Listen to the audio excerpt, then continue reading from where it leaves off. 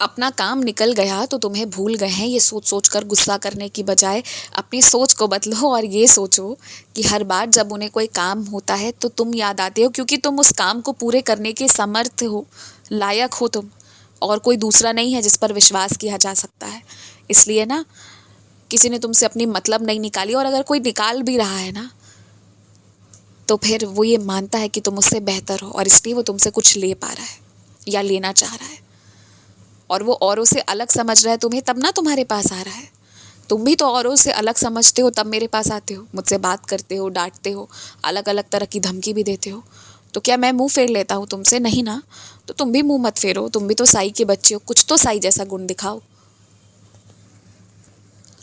और सुनो, रात को सोने से पहले मैं रोज कहता हूँ तुमसे, एक बार अपने घर का भ्रमण कर लिया करो, देख लिया करो कि खिड़की दरवाजे बंद हैं या नहीं है। ये जो नुकसान तुमने उठाया है ना, वो ठीक से अपने खिड़की दरवाज़ों को बंद नहीं करने के कारण उठाया है। इसलिए अब पुनः उस गलती को दोहराना मत। और ये कौन सी डर तुम्हारे मन में आ गई है कि कहीं मकान गिर गया तो, कहीं दीवारें गिर गई तो, कहीं पंखा गिर गया तो, कहीं बत्ती गिर गई तो, कहीं बत्ती फट गई तो, ये सब क्या डर तुम्हारे मन में आ गया है? तुम्हें अपने घर को लेकर इतना डर क्यों पैदा हो गया है?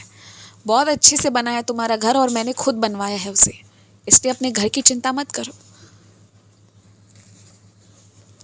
और तुम जिन मसालों का खाने में प्रयोग करते हो ना, कोशिश किया करो कि थोड़ी मात्रा कम रखो, और जितना हो सके ना उसे खुद से जाकर पिसवा कर खाओ, और नहीं तो जहाँ से लेते हो उसके बजाय किसी दूसरे दुकान से लेना शुरू करो।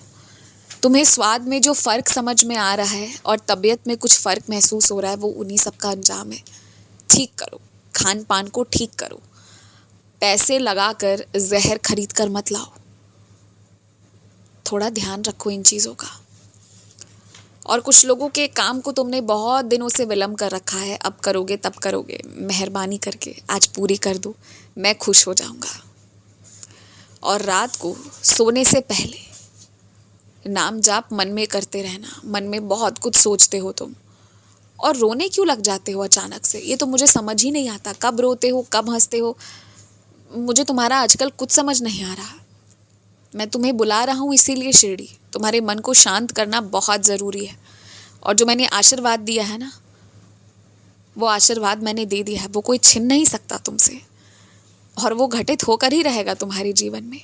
मेरे द्वारा बोली गई हर बात सत्य होती है, देख लोगे सब कुछ, मगर तुम पहले शिरडी आओ। तुम शिरडी आने की तैयारी करो, मन बना लो, पहुँच जाओगे शिरडी। और जो तुम्हारा दायित्व है ना, उसे निभाना, जो तुम्हें करना है उसे तुम ज़रूर करना, क्योंकि वो तुम्हारे चरित्र को दर्शाएगा कि तुम एक जिम्मेदार हो। खुश रहो, मुस्कुराते रहो, आगे बढ़ते रहो, मेरे मंदिर आने की तैयारी करो, और मुझे अच्छा अच्छा भोजन बनाकर परोसो।